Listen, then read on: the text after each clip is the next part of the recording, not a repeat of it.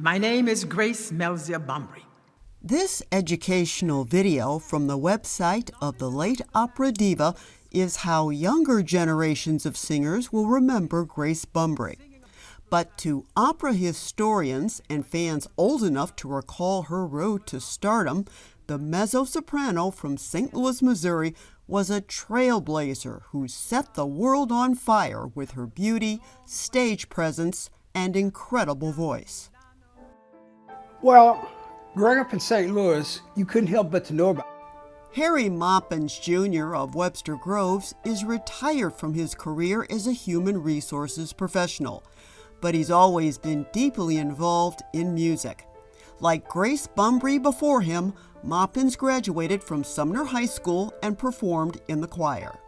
She would come to St. Louis periodically, and we would have assemblies, and she didn't sing, she would just sort of talk about her career and stuff. As a high school student and again in college, Moppins sang in the chorus of 2 locally produced operas that starred Bumbry.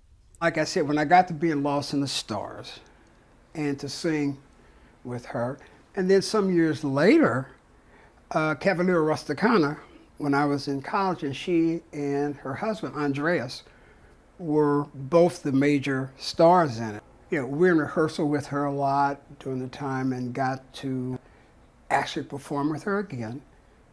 That was another major milestone in my musical career. But Moppins' recollections of Grace Bumbry go back even further. And as a kid, when she was on the television show in One, the whole family was there watching her. Now, I don't It's on television, on the Arthur Godfrey show. Arthur Godfrey, he had like a He had talent show. Yes, and that's what she was on. She's on the Arthur Godfrey show. So I was a little kid in grammar school, but it was still, it's like anything else. Somebody from St. Louis that's on a national TV show, you want to watch it. The year was 1954. An account of Bumbry's appearance published in Jet magazine noted the teenager's singing was so powerful it moved the host to tears. In 1961, Grace Bumbry became the first black singer to be cast in an opera at the Wagner Bayreuth Festival in Germany. She portrayed a character whose origins were decidedly Nordic. The move caused an uproar. That is, until she stepped out onto the stage and opened her mouth. The performance was a triumph and resulted in a 30-minute ovation. It's safe to say many in the audience reacted as Arthur Godfrey did when he first heard Grace Bumbry 7 years earlier. Bumbry performed 15 different roles over the course of her association with New York's Metropolitan Opera. She debuted as Princess Eboli in Don Carlo. Other parts with the Met included the title roles in Carmen, Tosca, and Salome.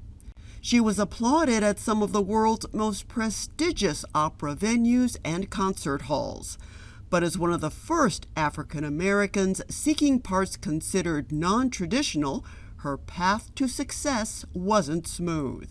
She had to fight for her roles. But once people started appreciating the voice and finding out her range, the doors began to open more and more for her.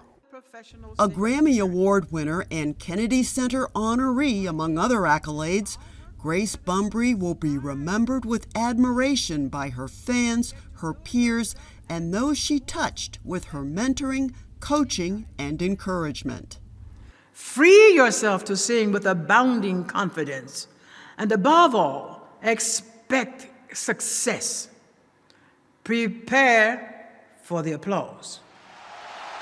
Prepare the Bumbry way.